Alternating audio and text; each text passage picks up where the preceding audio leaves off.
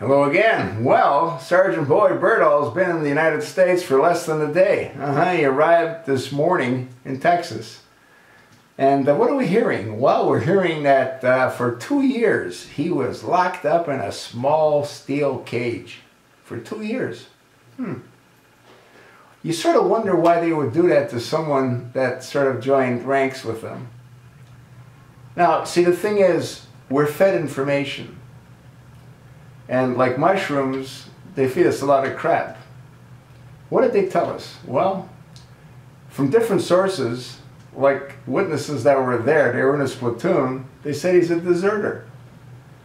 He walked away with some food, a knife, a compass, wasn't wearing his uniform.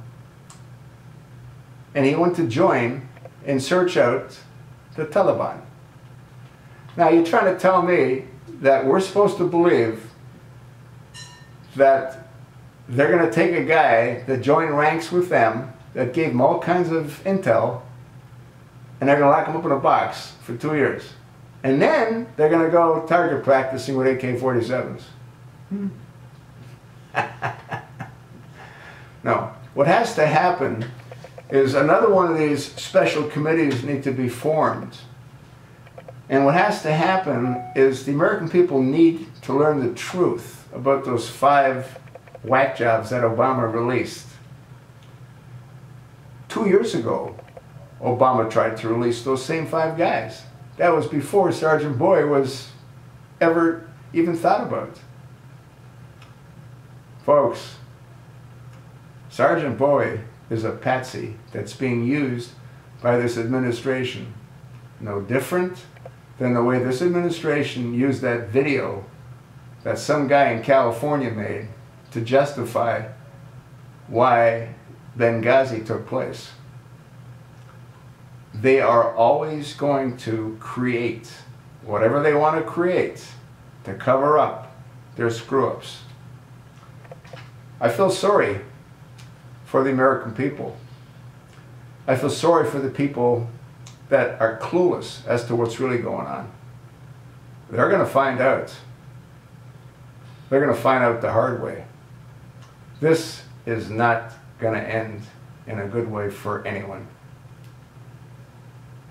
This was planned 55 years ago. Obama is the Manchurian candidate. He was put into power to do exactly what he's doing. He's overwhelming the system to destroy the American way of life. And as resilient as the American people are, you can only beat a horse so long before the horse collapses. America, I think, is close to collapsing. Who will stop them? The only ones that can't are our military. And look how he treats them. Makes them follow rules of engagement. You have to be shot at twice before you can shoot back. Come on, folks. Can you imagine any congressman or any senator sending one of their children into our military and expecting them to follow the rules of engagement? But you see, that doesn't happen. I don't know if any members of Congress, if their family members have ever gone into the military. And some of those that have, like George W. Bush, you might want to do some research on George W. Bush. Find out why he stopped flying. Find out how he went about stopping flying. If you did what he did, you would have gone to Leavenworth. But hey, it's a matter of who you know.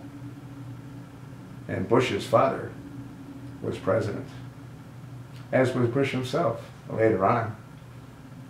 And this nightmare in the Middle East, it falls directly on George Bush's feet. I think that's why he has a mountain bike race every year for all the wounded military.